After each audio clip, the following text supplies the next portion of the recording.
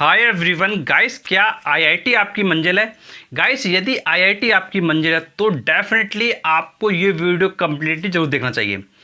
Guys, एक important चीज़ आपको ये समझना होगा, जो आप एग्ज़ाम देने की सोच रहे हो, आईआईटी जेईई का एंट्रेंस का एग्ज़ाम, ये एग्ज़ाम के बारे में एक चीज़ ये समझ लो, this is competition, this is not the board exam. ये एक कम्पिटिटिव एग्ज़ाम है, ये बोर्ड एग्ज़ाम नहीं है। इस एग्ज़ाम में अगर तुम धीरे चलोगे, तेज़ नहीं चलोगे, तो क्या है, हार जाओगे। तो इस एग्ज़ाम में तुमको तेज़ चलना पड़ेगा। यहाँ पर इस चीज़ से फ़र्क नहीं पड़ता है कि भाई तुमने कितनी मेहनत की, यहाँ पर इस चीज़ से बिल्कुल भी फ़र्क नहीं पड़ता है तुमने कितनी मेहनत की, तुमको कितना आता है। यहाँ पर फ़र्क पड़ता है कि तुमने अपने फ्रेंड से या अपने कम्पिटिटर से कितनी ज़्यादा मेहनत की। तो देखो, ये चीज़ समझना तुम्हारे लिए बहुत ज़्यादा इंपॉर्टेंट है। जैसे फॉर एग्जांपल अगर मैं आपसे बात करूं, जैसे मान लो एक बच्चा ये है और एक बच्चा ये है। अब मान लो ये बच्चा क्या है, मेहनत किया, और ये बच्चा भी मेहनत किया। अब भाई ऑब्वियस सी बात है, अगर हमारे पास एक सीट है एक बच्चे को देने के लिए, तो हम क्या देखेंगे, हम देखेंगे कि भाई इन दोनों में से ज़्यादा मेहनत किसने की, किसके अंदर ज़्यादा पोटेंशियल है। जिस बच्चे के अंदर ज़्यादा पोटेंशियल होगा उस बच्चे को हम क्या है, सिलेक्ट कर लेंगे। तो वही चीज़ आईआईटी जेईई के एंट्रेंस एग्जाम में होता है। जो टॉप बच्चे होते हैं, जो अच्छा परफॉर्मेंस दे रहे होते हैं, उनको क्या है, छांट लिया जाता है और उनको आईआईटी मिल जाता है। और जिनको आईआईटी नहीं मिलता है, फिर वो एनआईटी की तरफ जाते हैं। जो एनआईटी में भी नहीं हो पाते हैं, वो फिर स्टेट गवर्नमेंट के कॉलेजेस में या फिर प्राइवेट यूनिवर्सिटीज़ की तरफ क्या है, मूव ऑन करते हैं। तो ये तुमको ये समझना होगा, अगर तुम्हारी आईआईटी मंजिल है तो एक चीज़ ये समझ लो, this is not your board exam. ये बोर्ड एग्जाम नहीं है कि तुम 95% ले आओगे तो तुमको सब अच्छा कह देंगे, या तुम 98% ले आओगे तो तुमको सब अच्छा कह देंगे। देखो, ऐसा कई बार देखा गया है कि भाई 95% लाने वाला बच्चा भी आईआईटी में सेलेक्ट नहीं होता है, उसी जगह 90% वाला बच्चा आईआईटी में सेलेक्ट हो जाता है। इसका रीज़न सिर्फ एक ही है, जो बच्चा अपनी मेहनत करना बंद कर देता है वो क्या है, पीछे रह जाता है। इसलिए मैंने तुमसे कहा, धीरे चलोगे तो हार जाओगे, तेज़ तुमको चलना ही पड़ेगा। और तुमको ये देखना पड़ेगा कि तुम अपने कंपटीटर से कितनी ज़्यादा मेहनत कर रहे हो। तो बच्चों, मैंने तुमको ये बहुत अच्छी बात बताई, इस चीज़ को ज़रूर ध्यान रखना। अगर ये चीज़ ध्यान रखोगे तो डेफिनेटली तुम सिलेक्शन के टुवर्ड्स क्या है, मूव कर रहे हो। अब बच्चों, इस वीडियो में मैं तुमको टॉप 5 बात बताने वाला हूं जो तुमको जानना बहुत ज़्यादा ज़रूरी है, और ये 5 पॉइंट्स तुम्हारी मंजिल तक तुमको पहुंचाने में बहुत ज़्यादा हेल्प करेंगे। तो देखो, वो बात मैं तुमको बताऊंगा जो बिल्कुल रियलिटी है, जिस चीज़ को समझना बहुत ज़्यादा इंपॉर्टेंट है। जनरली बच्चा नहीं समझता है, उसी चक्कर में वो सिलेक्शन से क्या है, अवे हो जाता है, सिलेक्शन से दूर हो जाता है। तुमको सिलेक्शन के टुवर्ड्स जाना है, सिलेक्शन की तरफ पहुँचना है, तो इसलिए ये समझना तुम्हारे लिए बहुत ज़्यादा इंपॉर्टेंट हो जाता है। तो देखो, सबसे पहला पॉइंट आपको माइंड में ये रखना है, coaching not equal to selection. Coaching करने का मतलब सिलेक्शन नहीं है, ये बिल्कुल अपने माइंड में बसा लो। कोचिंग आपके लिए सिर्फ बॉर्नवीटा है, कोचिंग सिर्फ आपके लिए बॉर्नवीटा है, और जो तुम्हारी सेल्फ स्टडी है वो तुम्हारे लिए खाना है। जिस तरीके से बॉर्नवीटा पीने से सिर्फ तुम्हारा पेट नहीं भर सकता है, तुमको खाना खाना ज़रूरी है, उसी तरीके से सिर्फ कोचिंग जाने से तुम्हारा सिलेक्शन नहीं होगा, तुम्हें सेल्फ स्टडी करना बहुत ज़्यादा ज़रूरी है। तो ये चीज़ तुमको ये समझना होगा कि coaching not equal to selection. अगर तुम ये सोच के जा रहे हो, कोचिंग किसी भी कोचिंग में, कितनी भी अच्छी कोचिंग क्यों ना हो, तुम ये सोच के जा रहे हो कि भैया कोचिंग जाएंगे तो हमारा सिलेक्शन हो जाएगा, ऐसा बिल्कुल भी नहीं है। कोचिंग सिर्फ आपको गाइडेंस प्रोवाइड कर रहा है, उस गाइडेंस को आप लें, और उसके बाद क्या, जितना बेहतर हो सकता है, जितना अच्छा आप कर सकते हो, उस चीज़ पर आपको क्या है, फोकस करना है। अगर आप इन चीज़ पर फोकस करोगे तो डेफिनेटली आपकी मंजिल आपको बहुत जल्द आपके हाथों में दिखाई देगी। एंड गाइस, सेकंड पॉइंट की अगर मैं आपसे बात करूँ, सेकंड पॉइंट है सिलेबस। देखो, मोस्टली बच्चे क्या करते हैं, तैयारी में लग जाते हैं। कोचिंग गए, कोचिंग में जो पढ़ाया वो बच्चे ने पढ़ लिया, इस सब्जेक्ट की कोचिंग गए, सब्जेक्ट में जो पढ़ाया गया वो पढ़ लिया, बट उस बच्चे को यही नहीं पता कि भैया सिलेबस कितना बड़ा है, क्या हमको कोचिंग में जो पढ़ाया जा रहा है वो कितना सिलेबस अभी तक पढ़ा दिया गया है।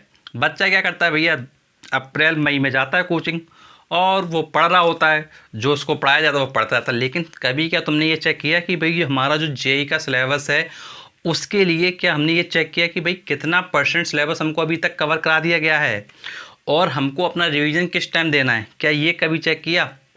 ये बच्चा चेक ही नहीं करता। वो सोचता है कि भैया कोचिंग जा रहे हैं, कोचिंग की रिस्पॉन्सिबिलिटी है, कोचिंग पढ़ाएगा, कोचिंग करवाएगा, कोचिंग सब कुछ करवा देगा, सब कुछ कोचिंग की तरफ से हो जाएगा। लेकिन भाई रियलिटी यही है, जो बच्चा अपने लिए जब खुद नहीं सोच सकता है उसके लिए कोचिंग कुछ भी नहीं कर सकता है। ये चीज़ तुम जितना जल्दी समझ लो उतना तुम्हारे लिए बहुत अच्छा रहेगा। तो ध्यान रखिएगा कि सिलेबस पे ज़रूर फोकस कीजिएगा, कितना सिलेबस है और कितना आपको कोचिंग कराया जा रहा है। अगर कोई चीज़ नहीं कराई जा रही है तो भी आपको अपनी तरफ से वो चीज़ें करनी है। वहाँ पर तुमको बहस का मुद्दा नहीं बनाना है। अगर तुम बहस का मुद्दा सिर्फ बनाओगे तो भाई सिलेक्शन किससे क्या दूर हो जाओगे।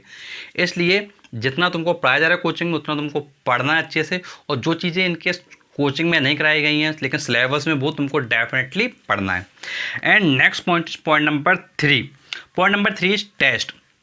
देखो कोचिंग्स में क्या होता है कि भाई कोचिंग्स में जनरली क्या है, आजकल बहुत ही कम टेस्ट लिए जाते हैं। जब बच्चों के बहुत कम टेस्ट होते हैं वैसे सिचुएशन में क्या बच्चा अपनी परफॉर्मेंस चेक नहीं कर पाता है। और कुछ बच्चे तो टेस्ट इसलिए नहीं देते हैं कि उनके नंबर कम आएंगे, लोगों को पता चल जाए कि भैया उनके नंबर टेस्ट में कम आ रहे हैं। एक चीज़ ये सोचो, जब तुम्हारा सिलेक्शन अगर नहीं हुआ तब बुरा लगेगा कि आज बुरा लगेगा। अगर तुम्हारा सिलेक्शन नहीं हुआ तो तुमको बहुत ज़्यादा बुरा लगेगा। तो इसलिए कोशिश ये करो तुम हर एक टेस्ट दो, भले ही तुम्हारे नंबर 0 क्यों ना आ जाएं, भले ही तुम्हारे नंबर 0 क्यों ना आ जाए, लेकिन तुमको टेस्ट फिर भी देना है। तुमको पता तो चलेगा कि भाई तुम्हारा लेवल क्या है, तुम्हारा परफॉर्मेंस क्या है। देखो एक दिन तुम 0 लेके आओगे, नेक्स्ट टाइम तुम मेहनत करके फिर जाओगे, फिर नेक्स्ट टाइम 2 नंबर तो लेके आओगे, फिर तुम मेहनत करोगे नेक्स्ट टाइम 4 तो लेके आओगे, फिर मेहनत करोगे नेक्स्ट टाइम तुम 7 तो लेके आओगे। इस तरीके से जो तुम्हारा ग्राफ है, जो तुम्हारे मार्क्स हैं, वो क्या है एक लेवल ऊपर जाते जाएंगे। और जब आप डेफिनेटली ऐसा करते जाओगे तो आपकी जो परफॉर्मेंस है वो बहुत अच्छी होगी। फॉर एग्जाम्पल मैं आपको एक एग्जाम्पल भी देता हूँ। फॉर एग्जाम्पल हम बात कर लेते हैं, किसी भी चीज़ की बात कर लो, जैसे चलो हम बात कर लेते हैं, जैसे काफ़ी लोग क्या बॉडी बिल्डिंग करते हैं, क्या उनकी जो बॉडी होती है क्या वो वन डे में बनती है? क्या वो ऐसा कभी हो सकता है कि भाई कोई बंदा क्या है एक दिन जिम वगैरह जाए और उसकी बॉडी एकदम से बिल्कुल बहुत बढ़िया बन जाए, खली टाइप वो हो जाए? क्या वो ऐसा खली टाइप हो सकता है? अब भाई खली अपनी मेहनत करके अपनी बॉडी बिल्डिंग करके काफ़ी अच्छा बना, क्या हर बंदा क्या वैसा बन पाएगा? अगर बनना चाहता तो उसके अकॉर्डिंग मेहनत भी तो करना पड़ेगा। तो सेम उसी तरीके से है कि भाई तुमको अपनी तरफ से जो एफर्ट्स हैं, जो अपनी तरफ से प्रयास हैं, वो तो पूरी तरीके से डालने होंगे। अगर प्रयास डालने से पीछे हटोगे तो भाई तुम अपनी मंजिल से क्या दूर होते जाओगे। और तुमको मंजिल की तरफ पहुंचना है, तुमसे मंजिल से तुमको दूर नहीं होना है। तुम्हारे आईआईटी मंजिल है, तुमको उसकी तरफ जाना है। तो इसलिए तुमको अपने टेस्ट पे डेफिनेटली फोकस करना होगा और टेस्ट ज़्यादा से ज़्यादा देना होगा। और अगर तुमको टेस्ट देने को कम मिल रहे हैं तो भाई तुमको ज़रूर एक टेस्ट सीरीज कहीं से भी किसी भी जगह से आपको क्या है ज्वाइन जरूर कर लेनी चाहिए। अब इसके बाद नेक्स्ट पॉइंट नंबर 4। देखिए पॉइंट नंबर 4 मैंने आपके लिए नोट किया है, that is analysing your weak points. देखो बच्चे क्या करते हैं भाई, पढ़ाई करते जाते हैं, कोचिंग जाते हैं, टेस्ट देते हैं, सब कुछ करते हैं, लेकिन अपने वीक पॉइंट्स फोकस नहीं करते हैं। आप ये फोकस करो कि भाई तुम्हारा वीक पॉइंट्स क्या हो रहा है। अगर किसी सब्जेक्ट में मार्क्स कम आ रहे हैं या किसी सब्जेक्ट में आप 100% तक नहीं पहुंच रहे हैं तो वो 100% तक ना पहुंचने का कौन सा वो वीक कारण है। देखो होता क्या है, कई बार क्या है भाई हम किसी सब्जेक्ट में बहुत अच्छा होते हैं लेकिन वो 100% तक हम नहीं पहुंच रहे हैं। अगर हम 100% तक नहीं पहुंचे तो हम उसमें देखें कि भाई कौन कौन से ऐसे टॉपिक्स हैं जो हमको ज़्यादा प्रॉब्लम्स कर रहे हैं। जो टॉपिक ज़्यादा प्रॉब्लम्स कर रहे हैं उनको हमको क्या टीचर्स के साथ डिस्कस करना है, अपने फ्रेंड के साथ डिस्कस करना है, हमको ऑनलाइन प्लेटफॉर्म के साथ डिस्कस करना है। तो जब हम इस तरीके से करेंगे तो डेफिनेटली हम क्या है अपने स्टेप के टुवर्ड्स होंगे, अपने मंजिल के टुवर्ड्स होंगे, हम उसकी तरफ जा रहे होंगे। डेफिनेटली आप क्या है एक अच्छे पाथ पर मूव कर रहे होंगे। तो इसलिए तुमको ध्यान रखना होगा कि भाई तुमको हर एक प्रयास, हर एक एफर्ट क्या अपनी तरफ से डालना होगा। एंड गाइस लास्ट पॉइंट है, that is point number 5, that is trust on your self. अपने आप पर तुमको विश्वास रखना होगा कि भाई मैं मेहनत करूँगा और मैं अपने कंपटीटर से ज़्यादा मेहनत करूँगा। देखो विश्वास से ही दुनिया कायम है। तो अपने आप पर तुमको विश्वास रखना होगा कि भाई मैं अपने कंपटीटर से ज़्यादा मेहनत करूँगा और मैं इतनी मेहनत करूँगा कि भाई मेरा सिलेक्शन हो जाएगा। और एक चीज़ ज़रूर ध्यान रखिएगा, this is not the board exam. यार 95% से या 98% से या 90% से कुछ भी लेना देना नहीं है। यहाँ पर सिर्फ इस चीज़ से लेना देना है कि आप अपने कंपटीटर से कितनी ज़्यादा मेहनत कर रहे हो। आप अपने कंप्यूटर को अगर हरा दोगे तो फिर डेफिनेटली तुम क्या सिलेक्शन के टॉवर्ड्स होगे, तुमको तुम्हारे IIT JEE की जो मंजिल है, तुम्हारी IIT की मंजिल है, वो डेफिनेटली मिल जाएगी। अगर कुछ भी आप पूछना चाहते हो, कुछ भी तुमको डाउट है, तो नीचे कमेंट बॉक्स में कमेंट करके पूछ सकते हो।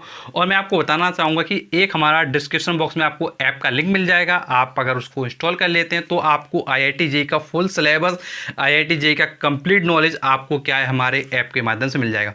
और ऐसे वीडियोस देखने के आप चैनल को भी सब्सक्राइब करें, नोटिफिकेशन दबाएं, क्योंकि आपके लिए हम और भी ऐसे लेटेस्ट वीडियो लाते रहेंगे। Thanks for watching our video.